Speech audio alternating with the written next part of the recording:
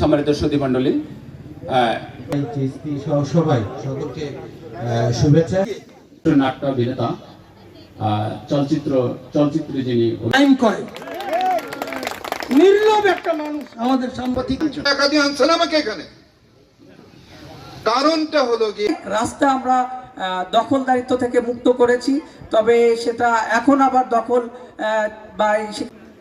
সড়কের বেহাল অবস্থা দেখতে পাবেন, অ্যাক্সিডেন্ট ছাড়া হয় না। সাতক্ষীরাতে এখানে সাধুবাদ জানাই। কি ব্যাপার, বাম দিক থেকে হাঁটে ভ্যান বা গাড়ি ঘোড়া যাওয়ার সময় কেনিতে লাগেই চলে যায়, ওখান থেকেই হাসপাতালে। ডানে কিছুতে হাঁটবে না, গণসচেতনতা করে কতদের কি হবে।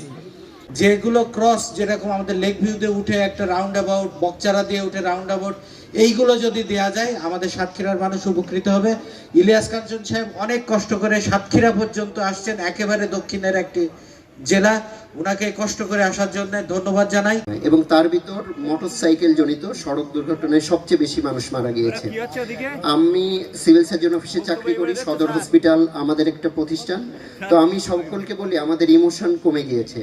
প্রায় প্রত্যেক দিনই কোনো না কোনো মানুষকে দেখি আমাদের ইমার্জেন্সির সামনে মারা পড়ে আছে, প্রচুর রক্তাক্ত। তো এইটা যদি তার ব্যক্তি কোনো স্বার্থ নাই, তিনি দেশ এবং জাতির স্বার্থে একটি আন্দোলন শুরু করেছিল। সেই আন্দোলনটি আজকে টেকনাফ থেকে তেঁতুলিয়া পর্যন্ত বিস্তৃত। আমরা আন্তরিকভাবে সাতক্ষীরাবাসীর পক্ষ থেকে তাকে অভিনন্দন জানাই যে এই সামাজিক আন্দোলনটি সাতক্ষীরা ছড়িয়ে দেওয়ার জন্য তিনি এসছেন। তাকে অভিনন্দন এবং ধন্যবাদ জ্ঞাপন। সড়কগুলো ঠিক মতো নির্মাণ করতে পারেনি। আপনাদের জন্য আমার বৈষম্যবিরোধী ছাত্র আন্দোলনের সম্মানিত আহ্বায়ক চমৎকার একটি কথা বলেছেন। আপনারা চাইলে ইনশাল্লাহ আপনাদের জন্য একটি সুসংবাদ, যে কলেজ মোড় থেকে প্রথম সাতক্ষীরা হাটখোলার যে রাস্তাটি, এটা সাতক্ষীরা পৌর এলাকার মধ্যে সবচেয়ে খারাপ রাস্তা।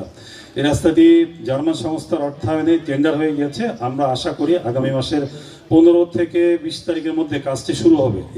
আমরা যখন গাড়ি, আমাদের ট্রাফিক ব্যবস্থাপনা যারা অফিসার গাড়ি আপনাদেরকে বিভিন্ন সময় চেক পোস্ট বা আমাদের লাইসেন্স বা আপনাদের গাড়ি ফিটনেস আছে কিনা এগুলো যখন চেক করার জন্য আপনাদের দাঁড় করায়, আপনার সাথে সাথে এটাকে আপনারা কাঞ্চনের নেতৃত্বে তার স্ত্রীর নিহতের মধ্য দিয়ে গত 32 বছর ধরে তিনি যে ট্রেনটা চালিয়ে যাচ্ছেন, যে ইঞ্জিনটাকে তিনি স্টিয়ারিং ধরে রেখেছেন, সেটা আজ এই পর্যায়ে শাখা প্রশাখা বিস্তার লাভ করেছে।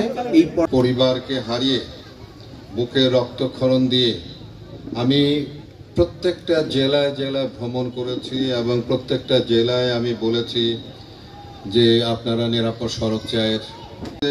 যে ড্রাইভারটা বাস চালাইতেছে তারে আপনি কি করে বলবেন?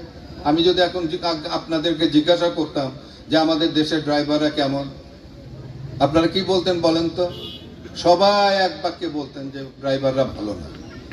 আরে ভাই, ড্রাইভাররা, ওই ড্রাইভারটা তো অশিক্ষিত, ও তো ভালো না। আপনি যে শিক্ষিত, আপনি যে মোটরসাইকেল চালাইতেছেন, আপনি কি মানেন?